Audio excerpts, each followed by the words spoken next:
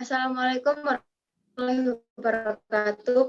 Perkenalkan, saya Nadila Nuzul Jahani. Bersama teman-teman kali ini, saya akan mempresentasikan PowerPoint yang berjudul Menemukan, Menyimpan, dan Mengelola Referensi melalui aplikasi Mendeley. Tapi sebelumnya saya mengucapkan terima kasih yang diberikan kepada Ibu dosen, Ibu Eni Hendrajati, untuk kesempatan yang diberikan kepada kelompok kami. Perkenalkan rekan-rekan kami. Ya, nama saya Rian Syahril Maulana. Nama saya Dandi Syatya Pratama. Nama saya Reski Fajria Albar. Nama saya Mary Widyadara. Untuk presentasi yang pertama akan disampaikan oleh rekan kami, Rian Syahril. Silakan, Rian Syahril. Ya. Sebelum ke inti materi, saya mau membedah apa itu makna dari referensi. Jadi referensi adalah sesuatu yang dipakai dalam pemberian informasi untuk memperkuat pernyataan dengan tegas, atau kita kenal juga dengan rujukan. Secara etimologi, kata referensi berasal dari bahasa Inggris, yaitu refer to, yang artinya mengacu pada atau merujuk pada sesuatu atau pernyataan seseorang. Sehingga kata referensi dapat diartikan sebagai sebuah rujukan yang menggambarkan informasi dari sumber terkait.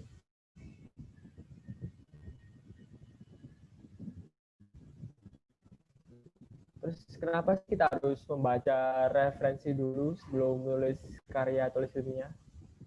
Karena membaca itu adalah hal yang penting yang harus kita lakukan ya sebelum menulis karya tulis ilmiah. Karena membaca itu adalah jendela dunia. Semakin banyak kita membaca, semakin banyak pula informasi dan ilmu kita untuk referensi yang kita dapat untuk menulis karya tulis ilmiah. Nah, mengapa karya ilmiah itu perlu referensi? Yang pertama adalah untuk menunjukkan keseriusan penulis. Dengan adanya referensi menunjukkan bahwa karya ilmiah bukan hanya berisi opini belaka, melainkan juga didukung informasi dari sumber yang terpercaya. Kemudian untuk menghargai penulis atau peneliti lain, mencantumkan referensi juga merupakan bentuk pengakuan dan penghargaan kita kepada penulis lain. Yang ketiga adalah memudahkan pembaca dalam mencari tahu. Dengan adanya referensi, memudahkan pembaca untuk mencari tahu lebih lanjut tentang topik yang kita bahas atau kita tulis. Kemudian adalah untuk menghindari plagiarisme. Dengan adanya referensi, kita dapat terhindar dari plagiarisme karena kita telah menuliskan mana yang merupakan ide kita dan mana yang merupakan kutipan dari penulis lain. Yang kelima adalah memberikan konteks, memudahkan pembaca untuk memahami konteks tulisan. Contohnya, kapan kita menulis karya ilmiah tersebut dan kapan referensinya ditulis. Karena suatu ilmu pengetahuan semakin berkembang, sehingga memungkinkan suatu referensi menjadi tidak relevan di masa yang akan datang. Nah, bagaimana referensi yang berkategori kredibel? Yang pertama adalah pahami standar akademik. Para penulis ilmiah harus memiliki standar yang lebih tinggi dibandingkan para penulis biasa, dan bahkan lebih tinggi dibandingkan para jurnalis. Oleh karena itu, Anda juga harus memasang standar yang tinggi juga untuk sumber informasi yang Anda cari. Yang kedua adalah cari tahu reputasi akademis sang penulis informasi. Dalam tiap-tiap bidang, ada segelintir orang yang dianggap sebagai ahli-ahli dari bidang mereka. Sebagai contoh, dalam teori sastra, ada Jacques Lacan, Jacques Derrida, dan Michael Foucault, yang hasil karyanya memberikan fondasi atas bidang tersebut. Dengan mengutip mereka, Anda akan bisa membangun kredibilitas Anda sebagai seorang akademis dalam bidang sastra.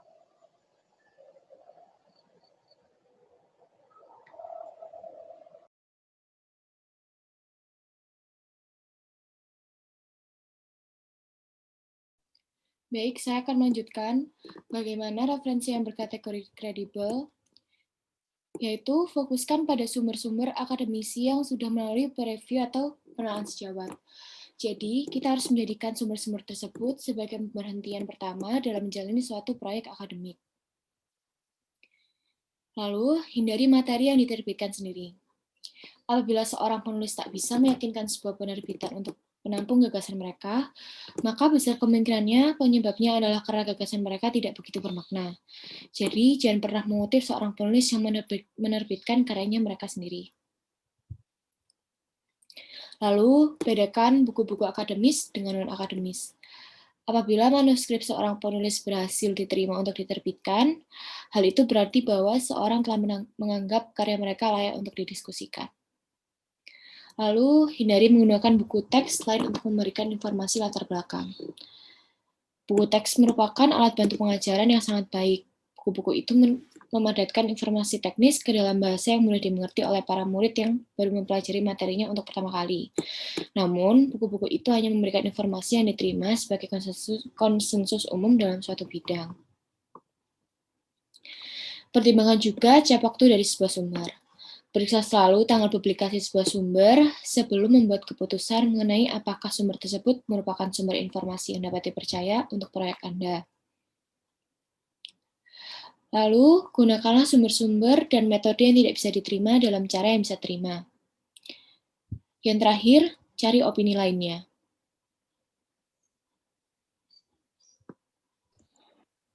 Selanjutnya, cara menemukan referensi yang kredibel secara daring. Yang pertama ada e-book, yang kedua ada Google Scholar. Menurut saya adalah tempat yang bagus untuk mencari buku dan jurnal penelitian yang bisa dijadikan sebagai referensi.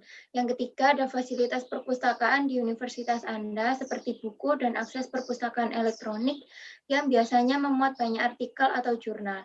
Ditambah jika universitas berlangganan jurnal internasional misalnya Science Direct, Scopus, dan lain-lain. Tentu saja jurnal di sana sangat banyak dipercaya kredibilitasnya.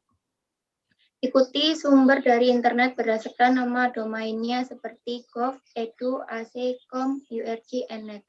Dan terakhir, apabila sumber didapat dari Google, jadikan makalah-makalah yang muncul teratas sebagai referensi.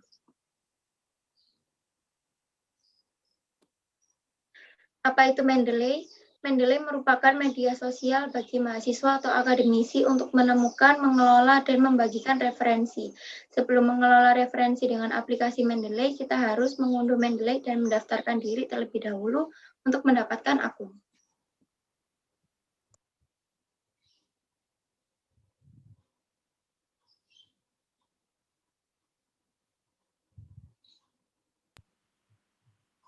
Sebelum menggunakan Mendeley, kita harus mendaftarkan akun kita terlebih dahulu. Cara mendaftar akun Mendeley, yang pertama kunjungi situs Mendeley pada www.mendeley.com. Klik tombol Sign Up and Download pada situs Mendeley. Ikuti instruksi yang diberikan untuk instalasi Mendeley di desktop, lakukan pendaftaran. Ini adalah gambar pertama kali yang akan ditemukan saat kita membuka akun Mendeley.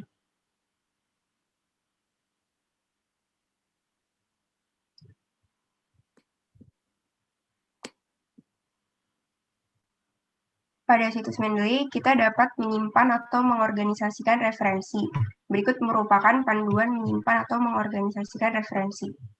Yang pertama, pada panel sebelah kiri dari jendela desktop Mendeley, klik All Documents.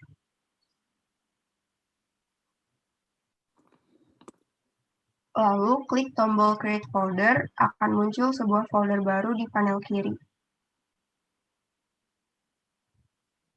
Beri nama pada folder. Kemudian tambahkan file ke folder dengan cara drag and drop record data dari panel tengah ke icon folder pada panel kiri. Untuk melihat record data dalam sebuah folder, klik pada icon folder tersebut. Gambar ini adalah tampilan pada Mendeley ketika kita ingin menyimpan atau mengorganisasikan referensi.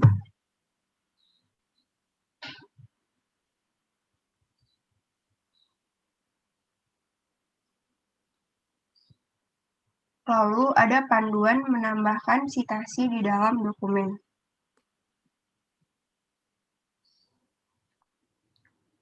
Pertama, buka aplikasi Mendeley.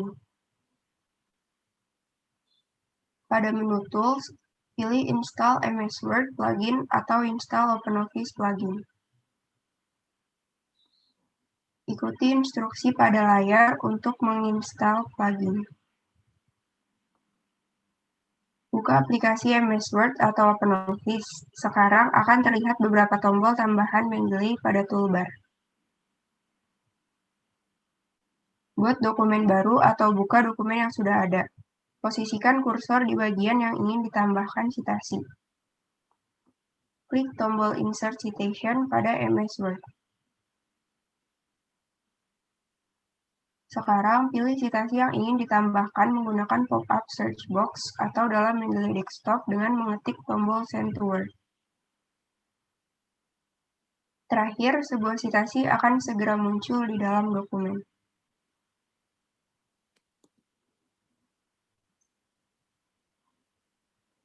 Gambar ini merupakan tampilan yang akan muncul ketika kita ingin menambahkan citasi di dalam dokumen.